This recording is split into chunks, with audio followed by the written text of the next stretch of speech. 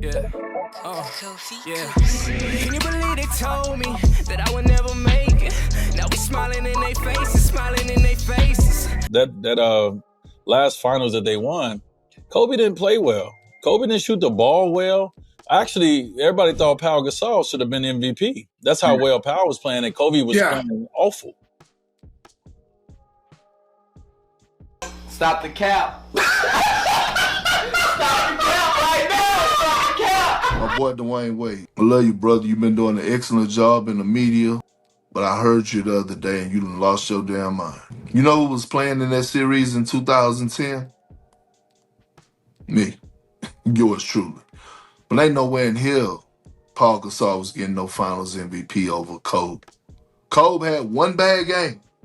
He had one bad game. He shot 6 for 24 in game 7. I get all that. But here's the thing. I think Kobe had 15, 16 rebounds. So you got to understand the moment. In that series, whoever won the rebounding battle won the game. Kobe Bryant knew that. So in a crucial game 7, when your shot is not falling, you expect greatness. So for him to go out there and have 15, 16 rebounds, and you're on the floor with Paul Gasol, Andrew Bynum, Rasheed Wallace, Kevin Garnett, Big Baby, you getting in the trenches at 6'6", going to get 16 boards in the game 7. Hey man, listen, D-Wade, I love you, brother. You doing a hell of a job, but that was just some straight foolishness you was talking about. You know what, D-Wade? I know why you mad. It's because Kobe locked you up, huh? He's making them work here. There's no doubt about it. Good stuff. Four to shoot. And trap. And travel. Give Kobe. Or maybe it was this. It's looking, gets it to Bryant. Bryant dribbling. Has to put it up with the buzzer. Backs it in! I think Dwayne Wade is high on some nail polish remover or some. I think maybe it's jealousy setting in. Maybe because he's a top 2, a top 3 or 4 shooting guard in league history. I mean, and maybe, he's seeing all the love Kobe's getting, and maybe he wants to say something. But here's where I have the biggest issue. What the hell are you talking about? I was there, bro. I was there for the 2010 NBA Finals. Matter of fact, you was there. Watching a show. Bad help by Pierce. Late recovery. And Dwayne Wade is saying that's a bad man, mama. Well, Wade should know about June 13th. You was there with your son, and you was shaking your head in disbelief. Because you know damn well that boy Kobe got a way better jump shot than you. You looking like, bro, how he make that shot? Like, D-Wade, you good. You were more of a slasher type dude, but you ain't had that. You didn't have that touch on that shot like Bean did. You just didn't have it, my boy. And it's all good. Listen, it's all good. You appreciate greatness. But the game that you were actually watching, and you were shaking your head in disbelief, it was the game 5 of the finals. And in the third quarter, Kobe scored 21 straight points for the Lakers in the third quarter. Granted, they did lose. They did lose the game. But Kobe put the team on his back that game. And you was there. So you can't piss on my leg and tell me it's raining. Because I was there. I was there. You may be able to fool the 2000s babies. The kids that, grew up playing 2K and they never actually watched any basketball. They just played video games and watched highlights on House of Highlights. But you can't fool the people who are there to witness greatness. And in this case, witness Kobe Bean Bryant have a great performance in the 2010 NBA Finals and the 2009 NBA Finals, which is even a greater run. Now, I did see D-Wade did clarify he was speaking about Game 7. But let's just talk about the whole series. Not only did Kobe average more points and rebounds than anyone on the Celtics roster, not only did he do that, but he averaged more than the bigs, bro. Like Andrew Bynum, Kendrick Perkins, Kevin Garnett. He even averaged more than his own teammates and Andrew Bynum, like I said, and Lamar Odom.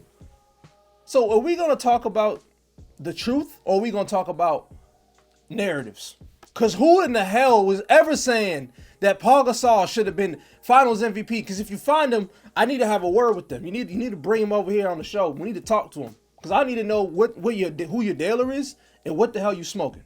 But not only did Kobe average more rebounds than the bigs in the series, he averaged a whole 10 more points than anyone else in the series. So he averaged 28, 8 rebounds and 4 assists, and he led the whole playoff in scoring. He scored 671 points in the postseason alone. Now, you either high on something or something ain't right when Kendrick Perkins is the voice of reason. And I love Big Perk, but man, he went toe-to-toe with Kobe in the finals. And he's like, yo, you're tripping, D-Wade. You know, he talk all slow. D-Wade, you tripping. Now, you listen, you are tripping, though. Like, let's just be frank. You tripping. No one had the narrative of Paul Gasol, bro. Something's wrong when Kendrick Perkins is the voice of reason here. So not only did Kobe not have a top 75 player on his team, but riddle me this. The Boston Celtics had 3 top 75 players in their starting lineup. And an all-NBA defensive person like Tony Allen. The Boston Celtics had a better constructed team. I think they were more versatile. I think in 2009 and 10, the Lakers did get better. But for sure, that 08 team was way better than any team that Kobe had prior, after Shaq left, for sure.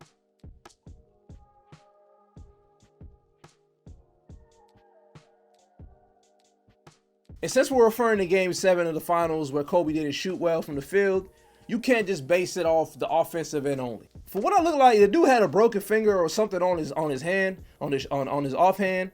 But I ain't gonna make excuses because Kobe ain't never make excuses. But I'm just saying, you have to look at the whole box score. Kobe grabbed 15 rebounds, more than any Celtics player. He rebounded every Celtics player on the floor.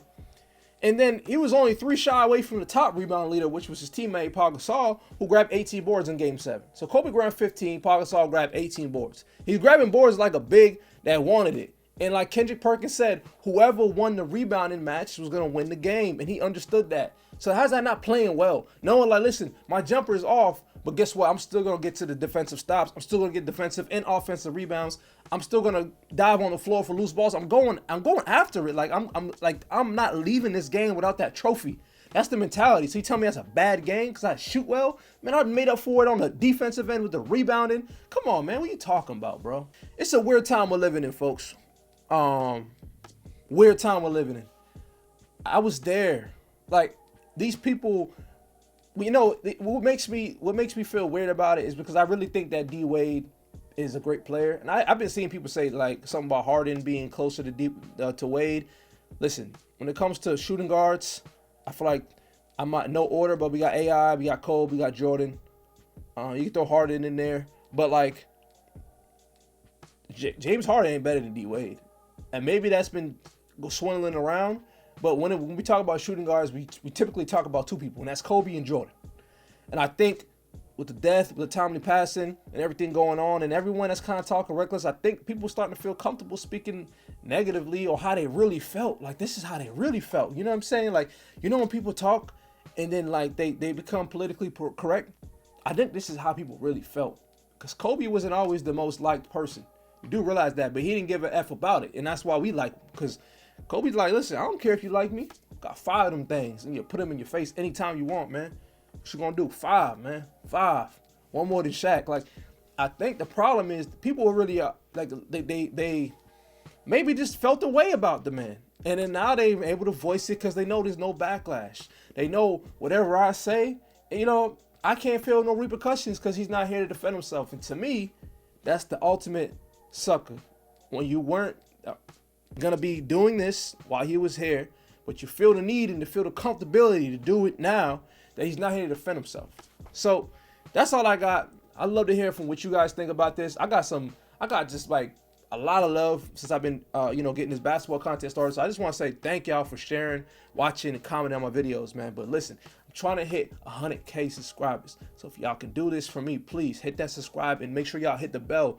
Because if you just subscribe, it might get lost in the algorithm. But if you hit the bell, it's going to give you an alert every time I drop a video. I need y'all to do that for me, please, all right?